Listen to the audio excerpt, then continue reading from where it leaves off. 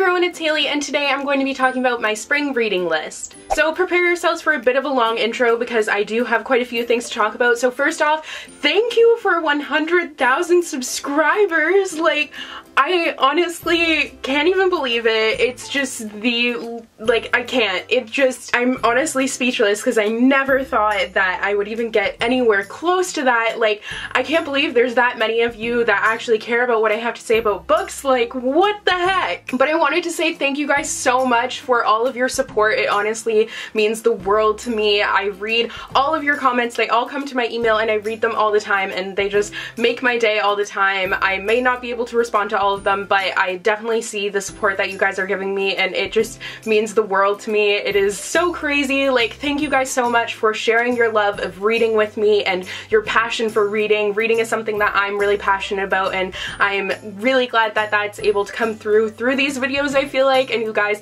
are able to kind of share that love with me. It's just, this is so crazy. And I have had a couple of videos go up since I hit 100,000, but they were all pre-filmed, so this is the first video I'm filming since then, and I just really wanted to be able to actually say to you guys thank you so much because it's just so crazy. Like, that day was the best because I was just in my car, and if you guys know, and my dad's watching this, hello dad, he is like my biggest fan, and we were in the car together and I was showing him that it was at 99,999, and then as we were looking at it, it changed to 100,000. It was just crazy. Like, thank you guys so much for giving me these moments and giving me all these opportunities. I just can't believe it, and oh my god, this is just nuts. But before I go on and on just saying thank you, thank you, thank you, which I literally could spend the whole entire video doing, I wanted to talk a bit about today's video. So I'm a mood reader, so I really like to read certain things when I'm in the mood for it, and if I'm not in the mood for something, I'm really not going to enjoy it. So around springtime, I kind of get into the mood for contemporaries and stuff like that. So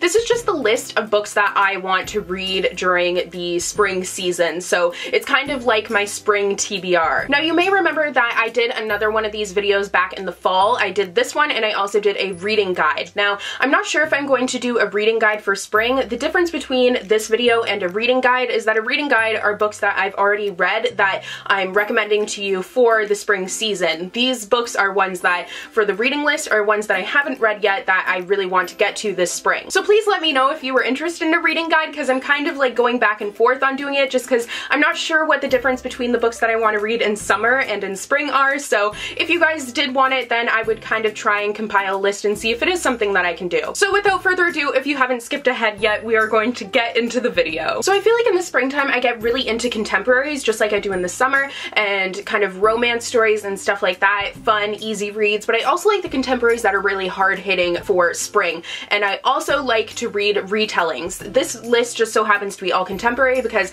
I've read a ton of retellings recently and I don't have too many on my TBR, so this is just all contemporary. Now, I do have a couple of arcs on this list, and the first one is When Dimple Met Rishi. I think it's Rishi, but then I heard someone say Rishi, so I'm not, or did they say Rishi? I don't know. I don't know how to pronounce it now, but I thought it was Rishi. But this is by Santaya Menon, which once again, don't know how to pronounce it. I'm really, really sorry. But this book is basically an Indian American story about these two Indian American characters who have been put into an arranged marriage, and it's kind of an arranged marriage in a modern American setting, if I'm understanding correctly. This is another book that I've heard nothing but amazing things about, and I love the cover, so if the cover is any indication, then I think I will really enjoy this. Next up is Ramona Blue by Julie Murphy. This sounds like a really cool story and also a really important story because it's all about this girl who's kind of finding out where she fits on the sexuality spectrum. So she thought she was lesbian, but then she has an old family friend come back and he kind of makes her question whether she's lesbian or she's actually bisexual. So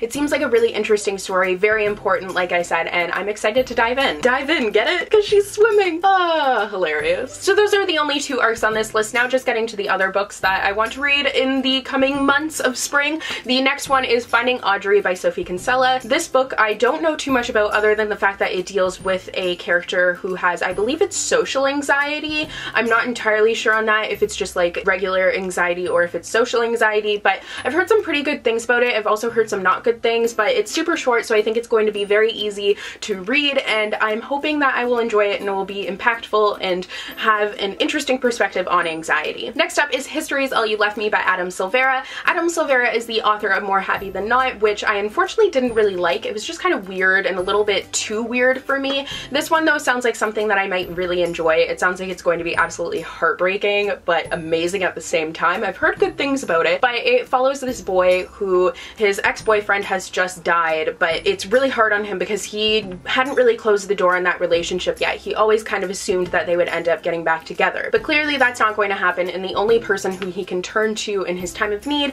is his ex-boyfriend's new boyfriend. So it just seems like it's going to be really sad, and I think that's kind of where the difference between my summer reading mood and my spring reading mood comes from. I kind of like to read sadder contemporaries in the springtime, so I don't know. This one seems like it's going to fit that bill. Next up is American Street by Ibi Zoboi. So this book is all about Fabiola, and Fabiola is a Haitian immigrant who is immigrating into America, Detroit specifically, with her mother, but her mother ends up being detained by customs, and so Fabiola has to go and navigate these streets of Detroit all on her own. So I think this seems like it's just going to be really sad, but a very important read. Once again, I've kind of been into the books that are very important and kind of speaking on different social justice issues recently, and I think that this one will definitely address that, so I'm really looking forward to this one. Next up is Love and Gelato by Jenna Evans Welch. This is one that I feel like definitely would have made my summer reading list as opposed to this reading list, but I do want to read it in the spring because I'm going to be going to the area that this book takes place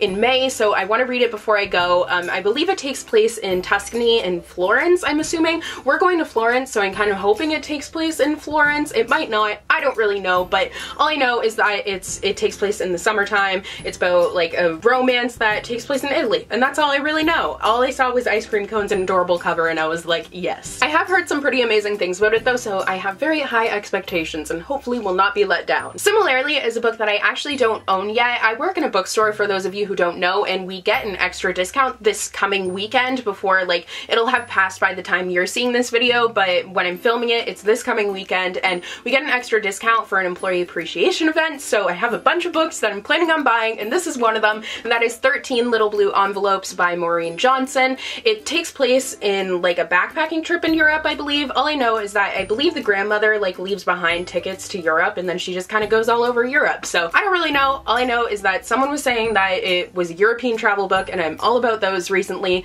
because of May, so when I'm going to Europe, so that's definitely one that I'm planning on reading before I go. And the final book on this list is Under Rose-Tainted Skies by Louise Gornall. This is a book that I have heard nothing but rave reviews about, specifically from Emma over at Emma Books. I know that this one deals with mental illness. I believe the main character has, she has a few mental illnesses. I believe OCD is one of them. I know for sure anxiety, and then I think the other one is the fear of going outside. She kind of has house-ridden herself, and it sounds similar to Everything in the fact that someone moves in next door and they kind of start a relationship even though she doesn't leave the house. So I do have pretty high hopes for it based on what I've heard, and it sounds like the setup for an amazing story, so hopefully it doesn't disappoint. So those are all of the books on my spring reading list. Let me know what books are on your spring reading list, and also, like I said, let me know if you'd be interested in me doing a spring reading guide. Also, I wanted to say thank you one more time for 100,000 subscribers. You guys are seriously the best, and like, I love all of you so much. This is just ridiculous, so thank you and good night. It was like it was a performance. Weird, I didn't know how to end it after that. Okay, bye!